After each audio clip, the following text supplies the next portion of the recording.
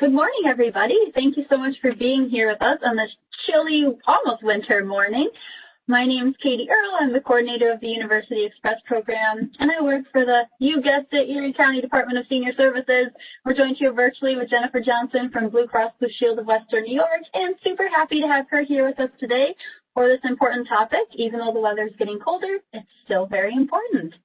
So before we jump into her presentation, just a couple quick housekeeping things. You heard we are recording, and I will try to post this on our website in the near future. And I will also be emailing you out a handout from Jennifer either later in today or tomorrow morning, so you have that for your reference as well. And we'll be communicating with you through our Q&A panel. I think I've got a lot of regulars on here, so hopefully you know where to access that. But if you have any questions or comments throughout Jennifer's presentation, please go ahead and type those in right away. And then we'll break about halfway through for questions, and then we'll do it at the end. So just quickly, it might be on your screen right now on the right-hand side. You might just have to expand it to see that text box. If you're not seeing that, you can look at your control panel that's either at the bottom of your screen or poke or touch it if you're on a tablet or smartphone. You'll see a button with 3 dots. Click on that, and there's your Q&A. So we hope you have some fun here with us today learning about dehydration. So I want to thank the sponsors of our program. It's my Department of Senior Services, BlueCross BlueShield of Western New York, Seltzer Orthopedics, and Wegmans for everything they helped do to make the program possible. And as always, please do not hesitate to contact us at Senior Services. We work for you. If you have questions about program services or benefits, we're at 858-8526. I will introduce Jennifer now. Jennifer Johnson has been the Health Promotion Coordinator for Government Programs at BlueCross BlueShield of Western New York since 2009. For almost 20 years, she has worked with older adults in Medicare Advantage plans. A graduate of Canisius College, she is a certified fitness instructor and a certified nutrition and wellness consultant, specializing in fitness and wellness for older adults. Jennifer lives in Hamburg with her husband and 5-year-old son. She is a voracious reader and enjoys running, yoga, and cooking. Jennifer, thank you for being here. I'll turn it over to you. Thank you. Hi. I think I need to adapt that bio a little bit because I've been saying for almost 20 years, and actually this year it is 20 years. My son asked me this morning, when did you graduate from college, Mama? And I said, oh dear, 20 years ago. So 20 years Jennifer has been doing this. So thank you so much, everybody. This is very different for all of us. So this is my first live virtual University Express class. So this is awesome. I'm so glad that we can all be together, even in this unusual way, in these unusual times. And for some of you, this might seem like an unusual topic for today, because we don't normally think about dehydration as being a winter problem, something we think about in the summertime in the hot weather, but dehydration is actually something to be aware of all year long. And the wintertime does come with its own particular risks for dehydration. So we'll go through quite a bit of detail today. And we'll start out with a little definition here. So what is dehydration? Dehydration occurs when a person loses more water than they take in. So it's an input-output situation. And when we're losing more water than we're taking in and replacing, we can become dehydrated. It's a myth that we become dehydrated only by sweating profusely. You know, people think about athletes or people working outdoors in hot weather. Dehydration is not just about sweating and heat.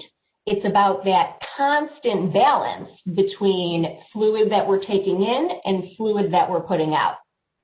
Dehydration can occur even at cool temperatures or even when you're not being active.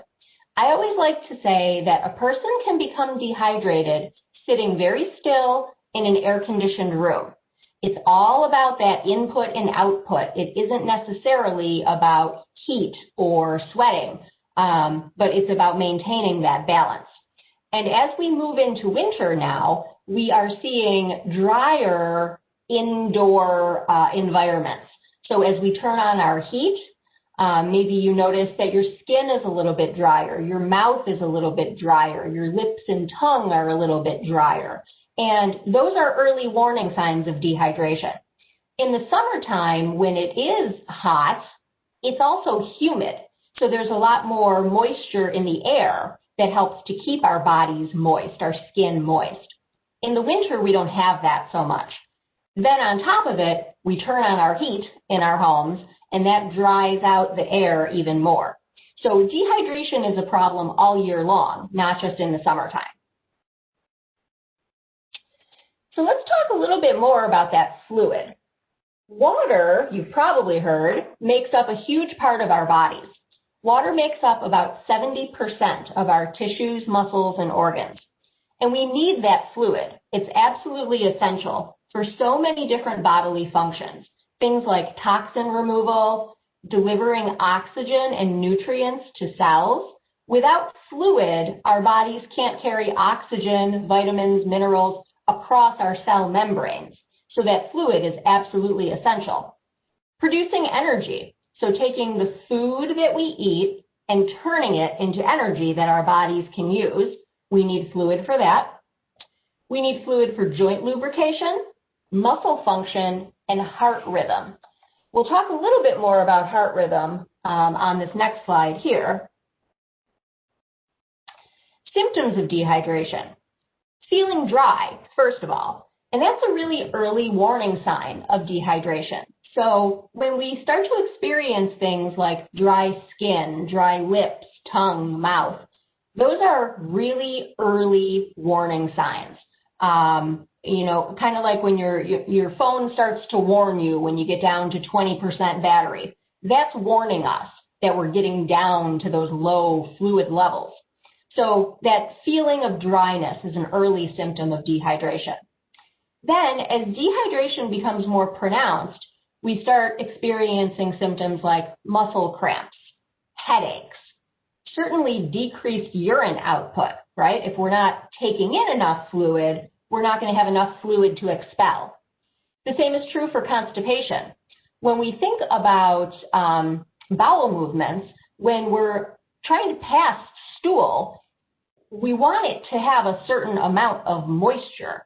When there isn't enough moisture, it's hard for that stool to move through our digestive system, and so we become constipated. Now, as severity of dehydration increases, we start to see worsening symptoms, things like rapid heart rate, right? We need fluid for proper heart rhythm. So as we become more dehydrated, our heart rhythm, our heart rate is going to begin to fluctuate. It's going to get faster. We're going to start to feel dizzy. Our blood pressure is going to go down, which is going to lead to that dizziness. So as dehydration gets worse, these are the symptoms here that start to put people in the hospital. And dehydration is actually a really common cause of hospital admissions, especially for people who are Medicare beneficiaries, which are mainly going to be people over the age of 65. But dehydration is one of the top 10 reasons that people who have Medicare end up getting admitted to the hospital. We'll talk in a few minutes about how our risk for dehydration goes up as we get older. So are you dehydrated? Well, probably. Most of us are, at least a little bit. But there's a really simple way to tell. If you take your hand, doesn't matter which hand, hold it out flat in front of you. Take your other finger, take your thumb and your pointer finger, and pinch the back of your hand. So grab that loose skin on the back of your hand and hold it up just for a second or two, and then let it go. If you're properly hydrated, your skin should sort of snap back into place. For a lot of us, especially this early in the morning, maybe we haven't had a lot of water yet, maybe all you've had so far is coffee.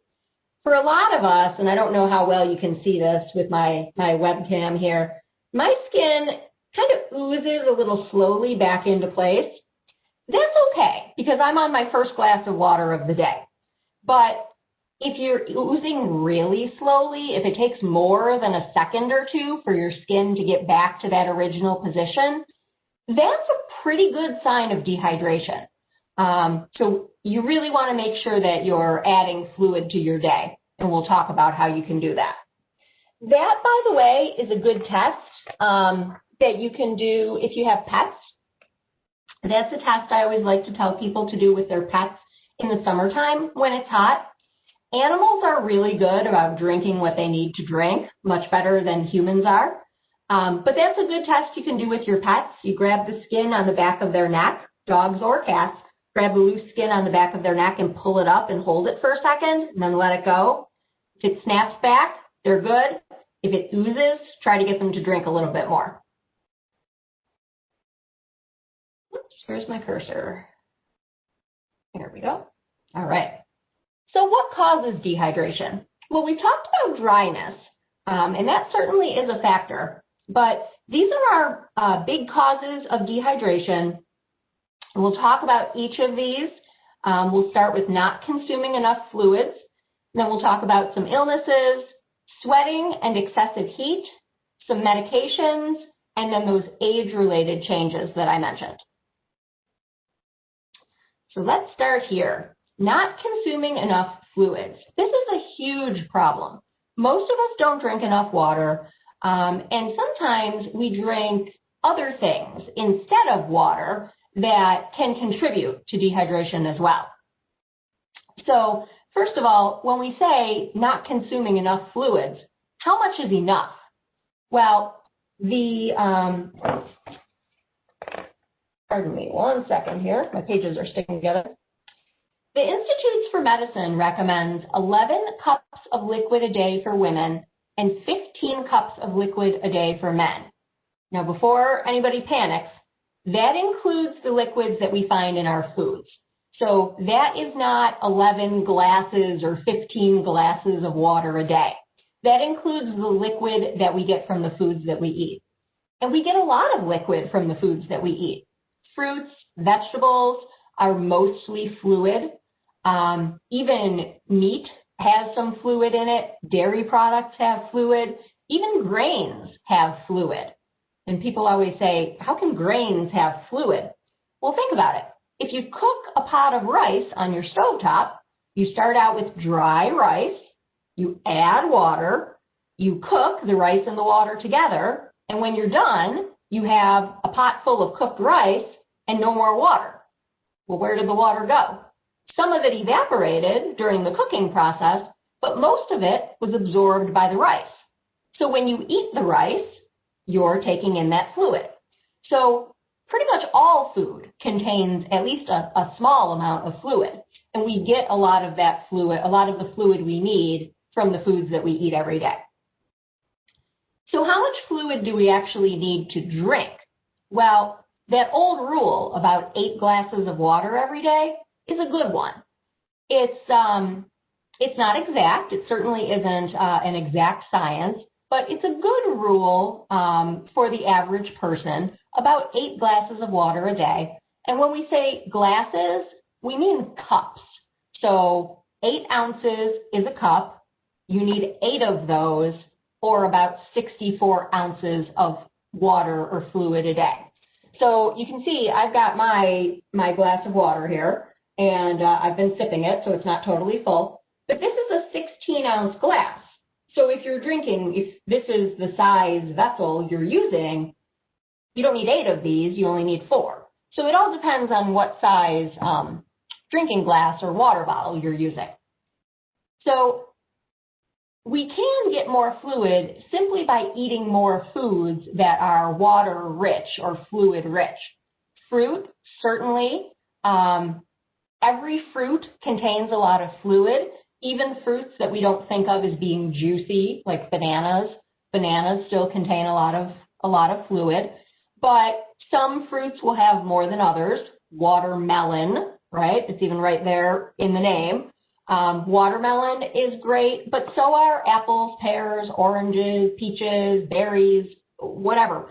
All fruits have a lot of fluid. Veggies are great also. Cucumber, zucchini, but even your starchier vegetables like potatoes, squash, sweet potatoes, corn still have a lot of fluid. You really can't go wrong with fruits and vegetables. Most of us don't get enough of them anyway, and fluid is just one more reason to include them in our diets. Soup is also great. Look for low sodium varieties. And also things like yogurt, kefir, anything like that are going to be good sources of fluid as well. Caffeine and alcohol always come up when we talk about fluid. Caffeine and alcohol are okay in moderation. So caffeine and alcohol act as what we call diuretics. A substance that's a diuretic makes us excrete fluid. So it means it makes us go to the bathroom more frequently. That's okay. We certainly need to pass a certain amount of fluid every day. We don't want too much caffeine and alcohol, 1 or 2 cups of coffee a day. Alcohol in moderation. Moderation is no more than 1 drink a day for women, no more than 2 drinks a day for men. That's all okay. But a good idea is for every caffeinated beverage or alcoholic beverage you consume 1 more cup of water to make up for some of that fluid that you're losing. For people who don't like to drink water, I'll give you some tips later on for that, but it really is important to drink some plain old regular water throughout the day, even if you do drink other things throughout the day. Another good way to check if what your hydration level is to check the color of your urine. So sometimes people think that to be properly hydrated, their urine needs to be clear. That's not true. That's a little excessive. What you're looking for is a pale yellow color, like the color of lemonade or straw. That's a good indicator that you're properly hydrated.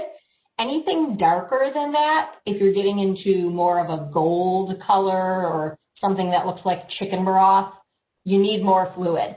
So checking the color of your urine is a good, gives you a good sense of where you are. And even if you have bladder problems, fluid is still absolutely essential. I know people struggle with bladder problems and with rushing to the bathroom. They don't like to drink a lot because they don't want to have to rush off to the bathroom. But we really do need a certain amount of fluid every day to flush out our urinary system. For anybody who's ever had a urinary tract infection, not fun. Our urinary tract normally contains bacteria, and regular urination helps us to flush out that bacteria so it doesn't proliferate beyond where our body can control it. If you're not drinking enough, we're not flushing that system through, and that bacteria doesn't get flushed away. Instead, it stays, and it multiplies and starts to cause trouble. So if you worry about bladder problems, or if you don't want to get up at night to go to the bathroom, it's okay to stop drinking about 3 or 4 hours before bedtime. Everything that we drink passes through our body in about 4 hours. So if you want to stop drinking like around dinner time, that's okay. But until then, you need to be sipping throughout the day. We need to flush that system clean through every day and make sure that we're not letting that bacteria build up. Katie, do you want to stop there real quick and let me know if there's any questions before I move on to the next slide? Yeah, so a couple questions that I'm seeing, well, comments rather. The first question, do you recommend getting a humidifier? That's a great question. In the wintertime, a lot of people like a humidifier to run during the night. A lot of times we'll wake up in the morning and we feel very dry. So a humidifier can be a really good choice. I have one in my bedroom. I have one in my son's bedroom, and we run those all winter long. So that can be really good. If you have allergies, that's helpful as well. If you have indoor allergies in the wintertime, that can be helpful for keeping your nasal passages a little more hydrated as well, helps you feel better in the morning. So yeah, a humidifier is a great choice. The only thing is you do have to be careful about keeping it clean. Again, just like our urinary tract, bacteria can build up in there and can cause mold and mildew and things that you don't want to be breathing in. So you do have to rinse it out and then clean it once a week or so with vinegar or bleach, following the manufacturer's directions. But yeah, a humidifier is a great choice, especially for the winter months. Okay, thank you. And then we have a comment, never knew about the test working for your pet. We'll have to try that with my dog. I learned that because quite a few years ago I had a cat who had kidney disease. And so we constantly had to check her hydration levels. And that's how we would do it. We'd pull up the skin on the scruff of her neck and then let it snap back. And our vet told us that he recommended it for checking your pet's hydration levels in the summertime as well. Who knew, right? All right. Okay, so let's talk a little bit more about other causes of dehydration. Certainly illness, people are usually familiar with this. Any illnesses that involve repeated vomiting, diarrhea, or fever can cause acute dehydration rather than the chronic dehydration that comes from not drinking enough fluids every day. If you have one of these illnesses, it's really important to sip fluid throughout your illness, even if you're vomiting, and I know that nobody likes that, but even very small quantities help. Even if you can just sip the tiniest amounts of water or juice during illness really makes a big difference. And if you continue to lose fluid through vomiting or diarrhea for more than 24 hours, make sure you call your doctor. Many times, especially with stomach bugs, this kind of dehydration can't be resolved at home and a lot of times requires intravenous fluids in order to get you back to a good place. So do be sure to check in with your doctor through any illnesses that involve vomiting, diarrhea, or fever that lasts more than 24 hours or so.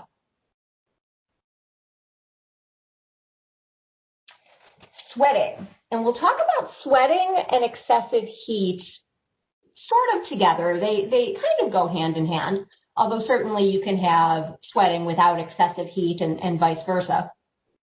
So let's get in a little bit to the biology of sweating. Our bodies use water in the form of sweat to cool ourselves from excess heat, activity, or fever. So think of sweating as your body's natural built-in air conditioning system. When we're hot, when we're too hot, our body temperature rises and our body knows that we need to cool ourselves off, right? We don't want to get too high above that normal human body temperature. So our body moves fluid to the surface of our skin. That fluid evaporates into the air around us and we feel cooler. Okay, so we move fluid up to the surface of the skin, the fluid evaporates into the air, our body temperature cools down. It's a really good system, but we lose a significant amount of water this way. So depending upon the weather, let's say you're out exercising on a warm day, you go for a walk, even just a brisk walk can generate as much as 16 ounces of sweat per hour. 16 ounces is a pint. If you think about a pint of half and half, that's a lot. That's a lot of fluid. So you do want to make sure that if you are sweating heavily, that you're drinking to replace that fluid. So if you do any kind of vigorous exercise, even on a day like today, even when it's chilly outside, if you're outdoors walking, running, riding a bike, whatever it is, and you're sweating, you want to make sure that you're replacing that fluid. A lot of athletes or distance runners weigh themselves before exercising and then again after exercising. And they'll actually see a significant amount of weight loss, pounds of weight loss. All of that weight is fluid that their bodies have generated in the form of sweat. So a good idea is to replace that fluid. So if you lost, for example, 2 pounds of water weight during sweating through physical activity, it's a good idea to drink 32 ounces of water over the next couple of hours to replace that water. Now, for most of us, we're not doing that sort of vigorous activity, and that's okay. But it's still a good idea to sip water throughout exercise. If you go for a walk or a run or a bike ride and you don't want to carry water, especially at this time of year, it's okay to wait till you get home, but do make sure then that you're sipping regularly. And in the summertime, absolutely carry water with you and sip throughout your exercise. We need to replace that water that we've perspired out to prevent dehydration. Sometimes we also need to replace something called electrolytes. Did anybody ever even know what electrolytes were before Gatorade was invented? But things like sports drinks like Gatorade and other brands like to talk about electrolytes and how we need to replace fluid and electrolytes after sweating heavily. Electrolytes are minerals that help our body move water across our cell membranes. So these are things like sodium, magnesium, and they help our body move that fluid across cell membranes. So we do need those things. When you sweat, you've probably noticed over your lifetime that sweat tastes salty if it gets into your mouth. Well, that's because it contains sodium. We lose those minerals through sweating. So we replace fluid, we replace electrolytes. If you're sweating heavily, a sports drink can be a good idea. If you're not sweating heavily or you're not a vigorous exerciser, you're walking or you're just engaged in moderate exercise, plain old water is just fine. But if you are exercising vigorously or for a long time, then something like a sports drink can be a good idea. Because sports drinks contain sugar and sodium, it's a good idea if you have high blood pressure or any form of heart disease, or if you have diabetes or prediabetes, check with your doctor just to make sure that those things are okay for you to consume. You want to make sure that you're not taking in anything that might affect any medical conditions that you have.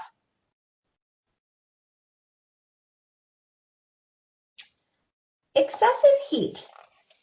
Excessive heat is usually a summertime problem, but certainly if we're in, very warm rooms, or if you're engaged in an activity like going into a sauna or something like that, excessive heat can be a problem, especially for older adults. In the summertime, heat-related illnesses are a really common cause of emergency room visits and hospital admissions. Normally, we cool our bodies by sweating, right? It's that built-in air conditioning system. But sweating isn't always enough for a couple of reasons. So first of all, in the summertime especially, when it's very humid and we're sweating, our body moves fluid to the surface of our skin. That fluid needs to evaporate into the air to help us feel cooler. But on a really hot, humid day, the air is already so saturated with fluid, there's no place for it to go. So instead, that fluid just sits on the surface of our skin, or it absorbs into our clothing, and we feel hot and sticky and uncomfortable. The air conditioning system isn't working really well at that point. Also, as we get older, the air conditioning system doesn't work as well as it used to. So older people don't always sweat or perspire as efficiently as younger people. And so a lot of times older adults don't realize that they're too hot or don't realize that they're becoming dehydrated until it's too late, until they're so far beyond what's normal that it requires a hospital stay to get people back to normal. When we don't sweat properly, body temperature can become dangerously high very quickly. We can go from okay or maybe slightly uncomfortable to dangerous very quickly, especially in hot weather. So in hot, humid weather, make sure that you're drinking regularly, especially if you're active, and even if you're not thirsty. Thirst is not always the best indicator of what your hydration levels are, believe it or not. In very hot weather, avoid alcohol and caffeine. We want to avoid anything that's going to cause us to lose more fluid. And do your best to stay in an air-conditioned environment. Now, I realize it's November, it's getting cold outside, nobody's thinking about air conditioning, but in the summertime, if your home isn't air-conditioned, try to be in places that are, and I realize this summer that was easier said than done, but places like the library or the senior center, a friend or a family member's home that's air-conditioned. If you must stay at home, as we did this summer, try to be outdoors, out of the sun, where you can have a breeze or have air that's circulating. If you have to stay indoors, being near a fan, using things like cool compresses, cool washcloths, ice packs even to help you stay cool if you have to be at home and you can't be in an air-conditioned environment.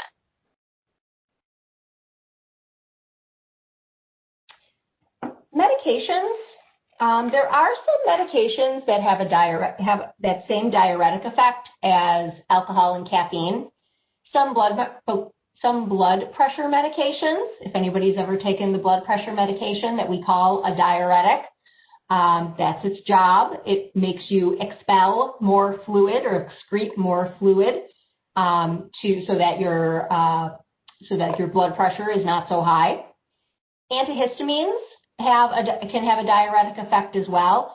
Antihistamines in particular, in addition to making you excrete more fluid, they also dry us out. They dry out our mouth, our tongue, our lips, and our nasal passages.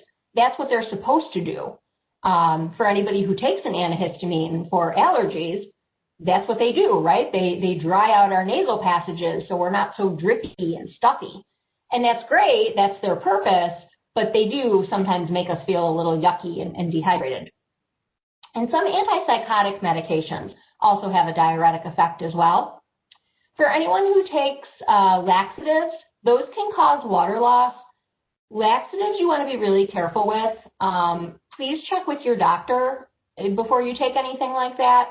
And if you're reaching for those more than, once or twice every few weeks, please talk to your doctor because nobody should need laxatives that frequently unless you're taking medications that make you constipated. And in that case, there should be some dietary changes or other things that you might want to adjust. We shouldn't need laxatives that frequently. And when they're taken in excess, they can cause water loss and constipation. So nobody wants that. Other medications that cause sweating or flushing can lead to dehydration as well. So some medications for diabetes, thyroid conditions, high blood pressure, and some antidepressants can cause increased sweating and flushing as well. So if you're taking any medications like this, you may want to check with your doctor or pharmacist and just see if it's really bothersome, if those side effects are really bothersome, or if they're leading to dehydration, you may want to check and see if there's alternatives or a change in dosage that might be appropriate for you. But at a bare minimum, whenever you start a new medication, check that list that they give you of side effects. If you see sweating, flushing, constipation, increased urination, make sure you're drinking a little bit more throughout the day to counteract those side effects.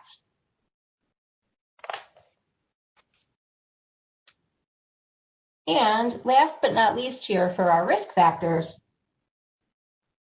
we'll talk about age-related changes. So changes in our thirst reflex. I mentioned that thirst is not always a good indicator of our hydration level. And that's because many times we don't feel thirsty until we're already mildly dehydrated. Thirst is our body's way of telling us, hey, I need some water.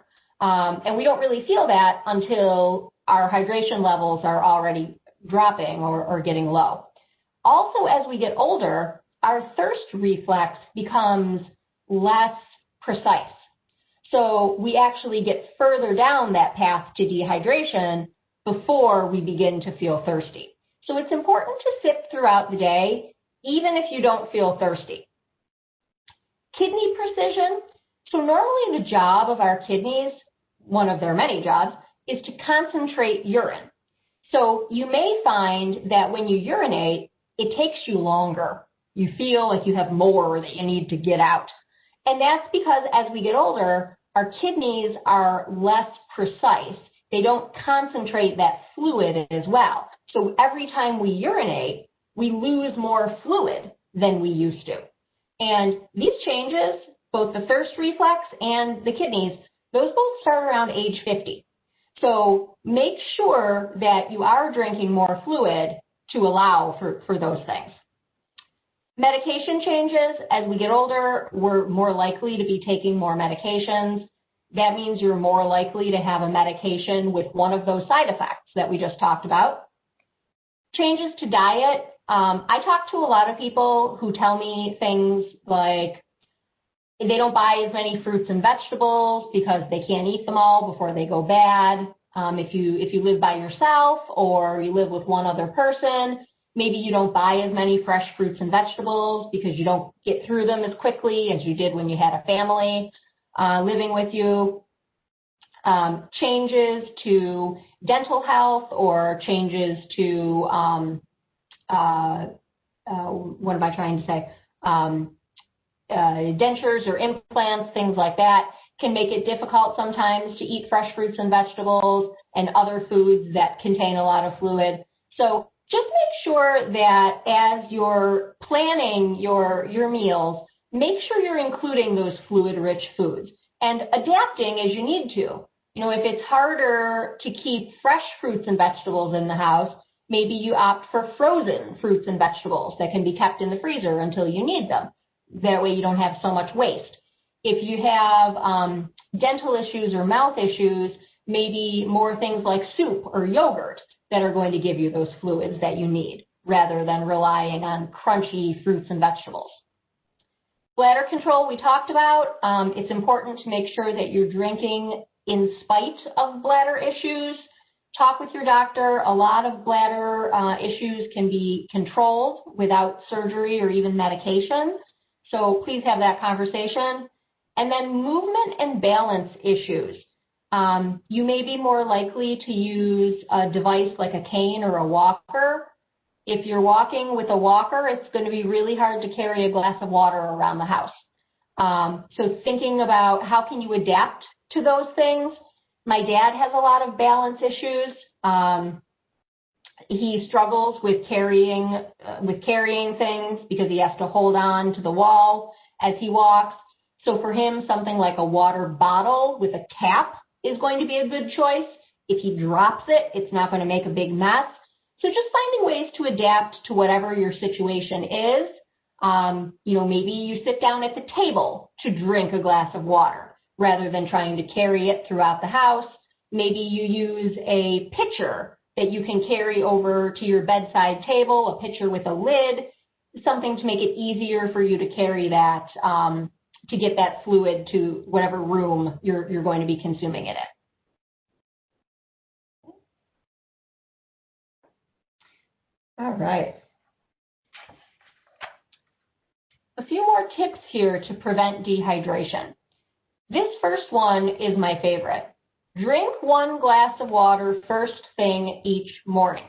So I don't know about you, but the first thing I do when I get up in the morning, after I go to the bathroom, I brush my teeth.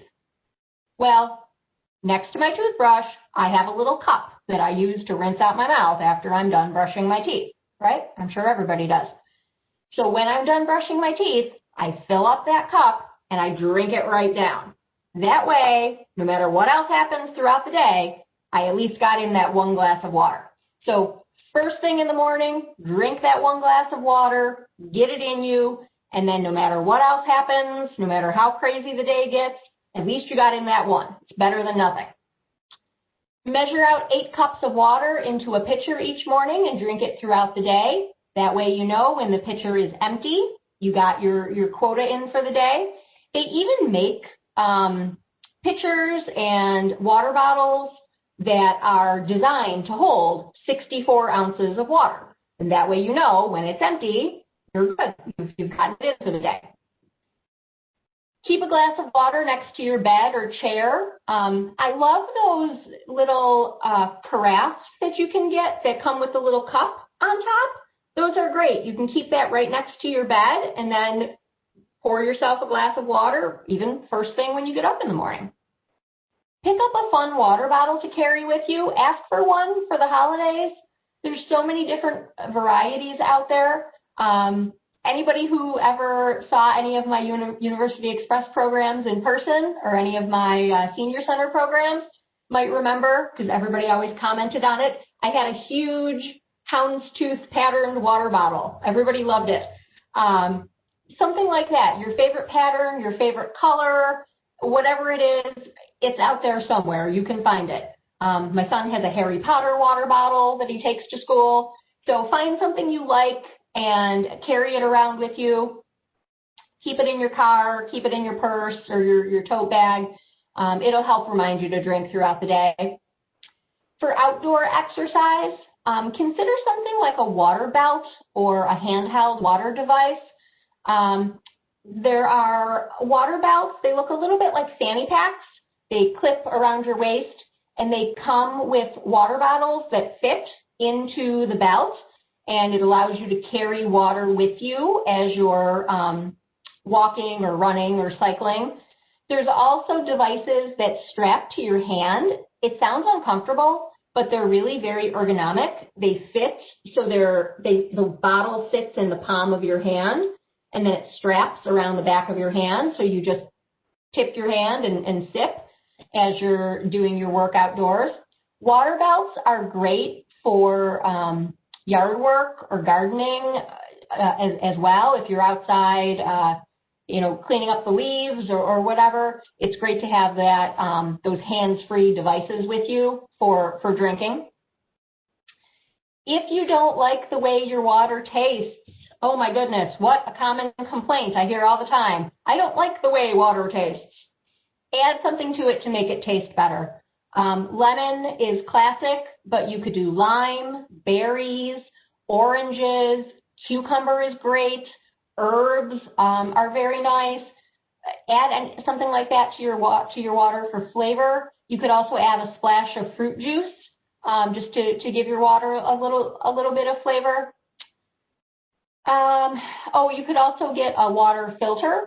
So you have a couple of options there. You can get the kind that you screw onto your tap, then it filters the water as it comes out through the tap.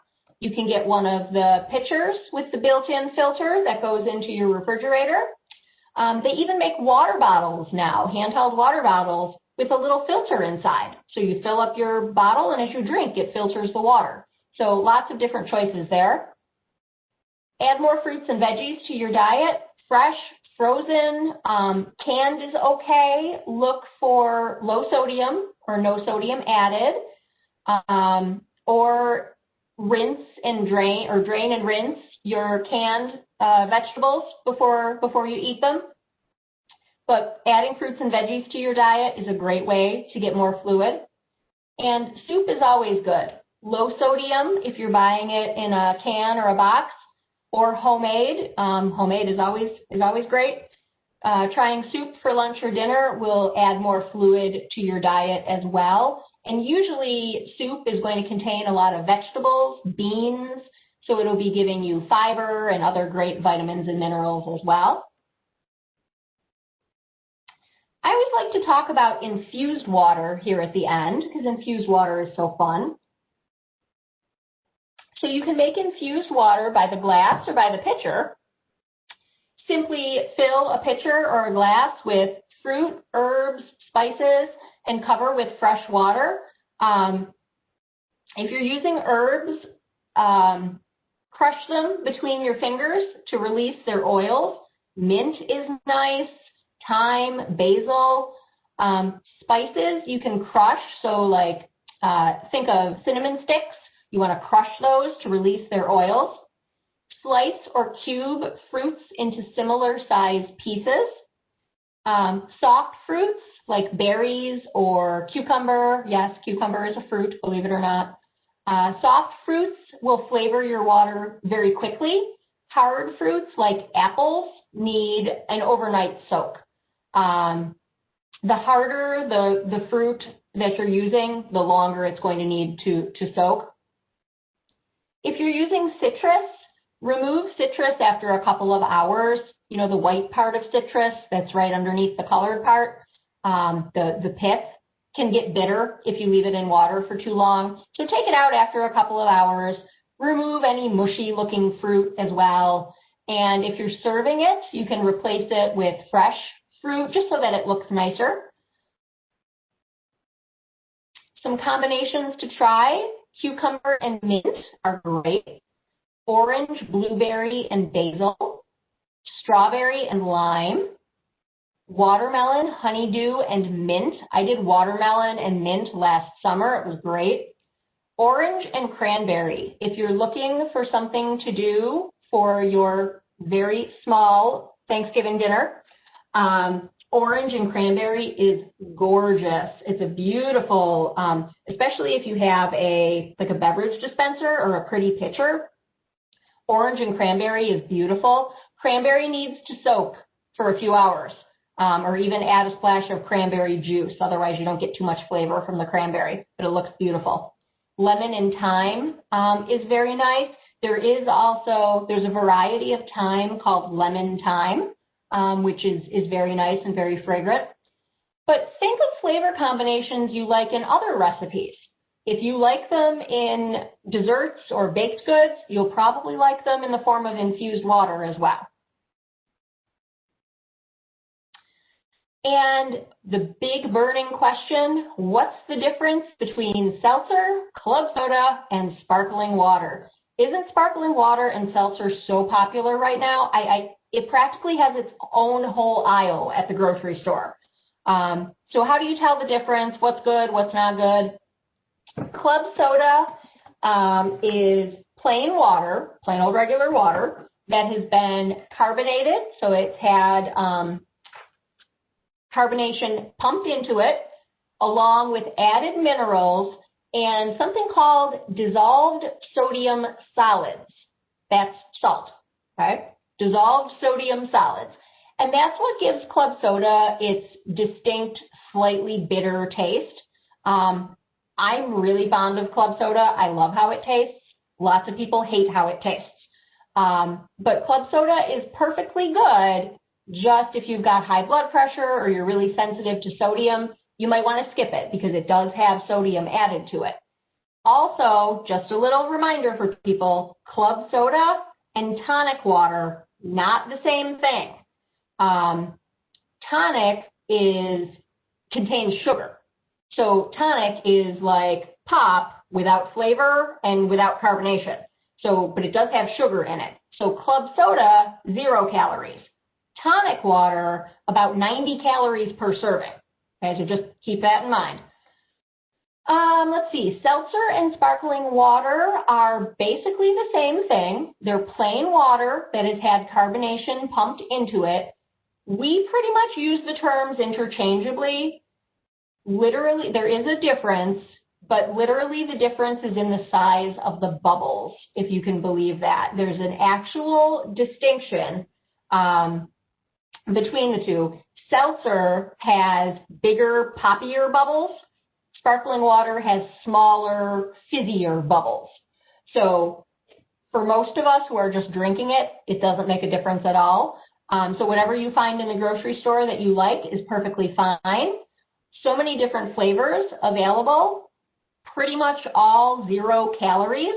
I like a brand called Spindrift, which is not 0 calories. They're usually about 5 to 10 calories per can, and that's because they are flavored with actual fruit juices and fruit purees.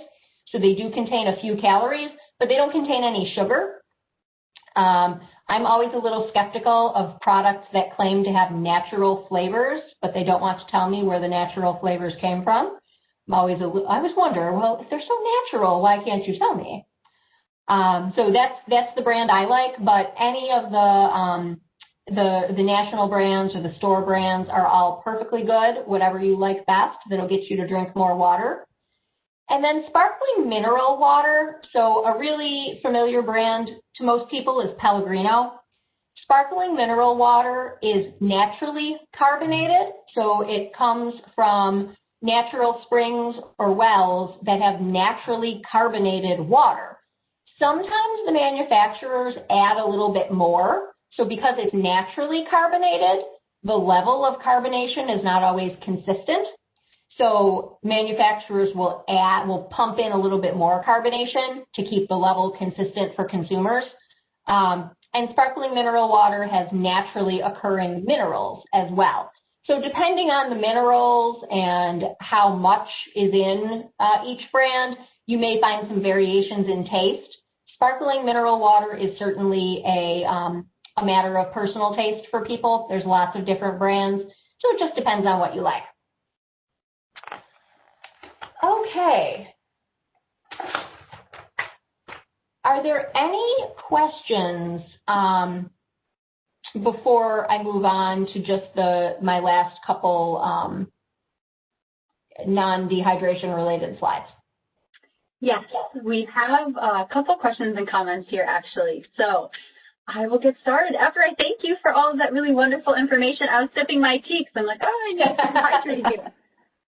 So we have a comment. We have a humidifier on our furnace. Never thought to clean that until you said something. Thank you.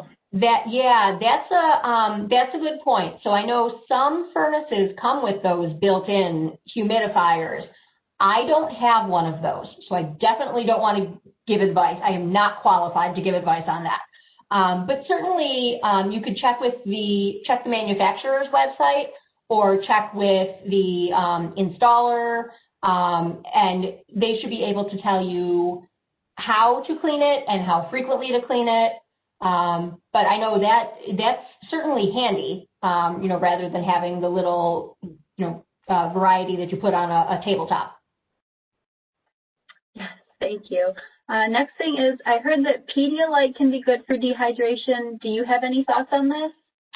Yeah, Pedialyte is marketed to parents for young kids, but it can be used by anybody in the event of illness where you have diarrhea or vomiting or are dehydrated. Pedialyte can be great for helping to replace fluid as well as those minerals, the electrolytes that we talked about. You may want to check with your doctor before trying anything like that, especially if you have diabetes, high blood pressure, because those kinds of drinks are going to contain sugar, sodium. You just want to give a check before you try anything like that. But adults can use Pedialyte too, and I think there may even be adult varieties of those.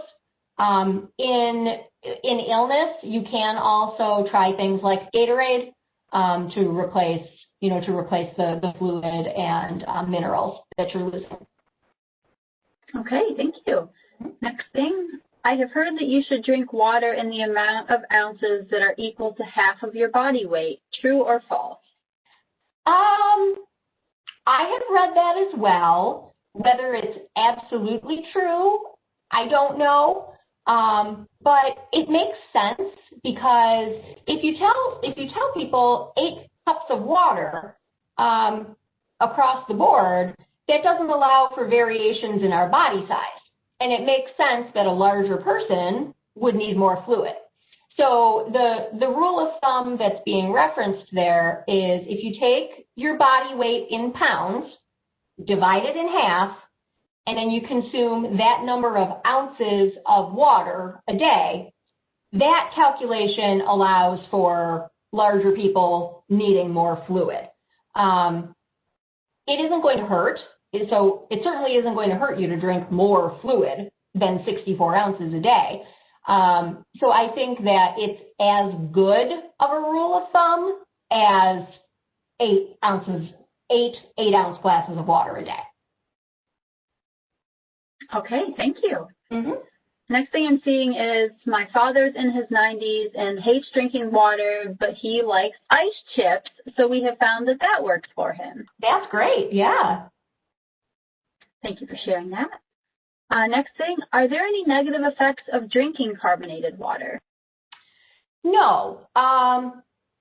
Certainly drinking or eating anything to excess is not going to be fantastic for you. But really, the only side effects that or negatives that you might have from too much carbonated water or sparkling water or seltzer is certainly gas, bloating, burping, those kinds of things. But no, there's really no downside there, except for maybe a little discomfort if you have too much. But no problem. And they do count as your fluid. So rather than something like pop, which is going to have sugar, calories, whatever kind of additives that maybe you don't want to be consuming, caffeine, which would be acting as a diuretic, seltzers and sparkling waters can be a really good calorie-free or very low-calorie alternative. All right, thank you, Jennifer. Next thing, is mineral water healthier? No. I'm sure that they would like for you to think so. But usually the amount of minerals that are found in mineral water are very small quantities. The minerals actually provide a flavor, believe it or not. The different minerals in the water give the different brands of water their distinct flavors. And there are connoisseurs of mineral water who can tell the difference between brands. The only benefit, and I use that term a little loosely, the only benefit of mineral water is that frequently it contains pretty decent amounts of calcium, much in the way that hard water does. So it can contribute a little bit of calcium to your diet, but certainly not the amount that you would get from drinking milk or eating leafy green vegetables or taking a calcium supplement. But calcium is the only mineral that is anything more than negligible in mineral water. Okay, thank you. Next thing, my nephew had kidney stones, and the first thing his doctor asked him was he ever dehydrated? Months earlier, he had the flu and was treated in the emergency room. Yeah, people find that a lot. So dehydration can definitely lead to kidney stones. Dehydration can lead to urinary tract infections. So dehydration has risks that go beyond just, not feeling well or feeling dry and lethargic. Okay, next, can you drink too much water? Yes, you can. Most people are not in danger of that. If you're sipping regularly throughout the day, if you're drinking your 64 ounces of water or half your body weight in ounces, you're not going to drink too much. But drinking really excessive amounts of water, this is something that sometimes happens to athletes. They drink more water than their body can process in a short time, and they become hyperhydrated, which is not good for our cells and our tissues, and can have many of the same effects of extreme dehydration. Can affect our heart rhythm, our muscle function, can lead to changes in blood pressure and dizziness. So yes, you can drink too much water, but most of us are not going to be in danger of that. All right, thank you. And I know we've got technically one more minute, but I have a couple more things here, if that's okay with you, Jennifer? Sure. Next question I'm seeing is, I read that drinking water first thing in the morning can help with metabolism and speeding it up. Is that true?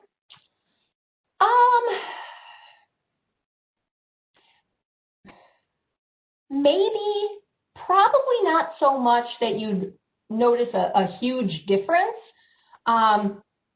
We do need water to help our body turn our food into energy that we can use. So if you're not drinking enough water, adding more is going to help with that process. I don't know that the time of day that you're drinking it will make a big difference. Just overall, taking in more fluid will help, but I don't know that the time of day is really going to affect one's metabolism. I've also heard that a similar, just in case this is on your list there, Katie, I've also heard that same claim made about drinking very cold water, because people say if you drink very, very cold water, your body has to warm it up, and that boosts your metabolism. That I don't think that's true either. Interesting. I haven't heard that one. I hear so many things. Sure. That could be its own class. Fact or myth. Things Jen has heard. Oh, man. So I just have a couple more things here. Really one more question and then some thank yous. If you take high-potency vitamins, should you drink vitamin water?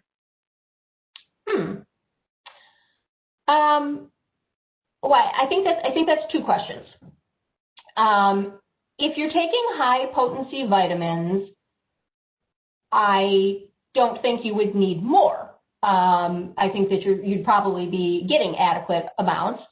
And then in regards to vitamin water itself, vitamin water there's certainly nothing wrong with it, but if you're taking vitamin supplements along with consuming something like vitamin water, there is a danger of consuming too much in the way of vitamins. So I'd certainly recommend that you do one or the other, not both. I can't off the top of my head tell you what the vitamin content of vitamin water is, but it certainly, it's not something that you'd want to pair with other vitamin supplements.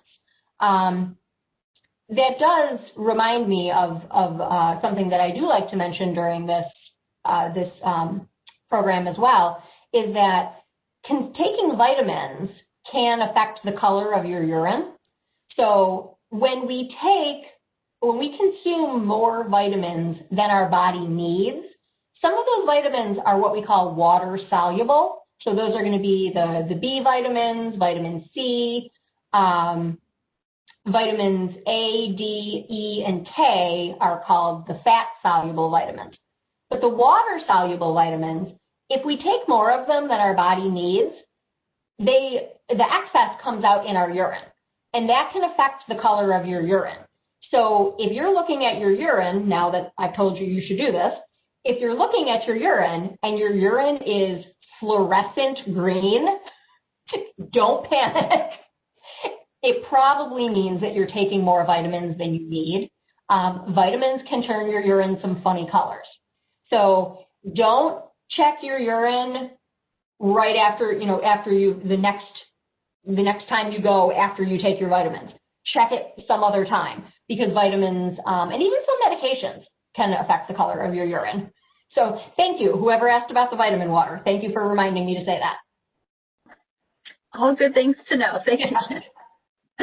All right, so a couple thank yous here. I've got always enjoyed Jennifer's presentations, learned so much today for myself and my pets. Thank you very much for spending time with us this morning.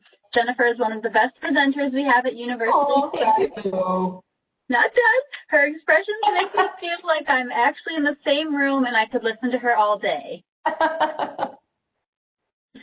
So very nice. Thank you, everybody. Wow, thank you. Thank you, Jennifer and Catherine. Great presentation. Thank you. So, Jennifer, thank you. Thank you. For your time this morning. And everyone on, we appreciate you. I am just going to go ahead and I'm just going to plug two little things here real quick for those of you who are still online.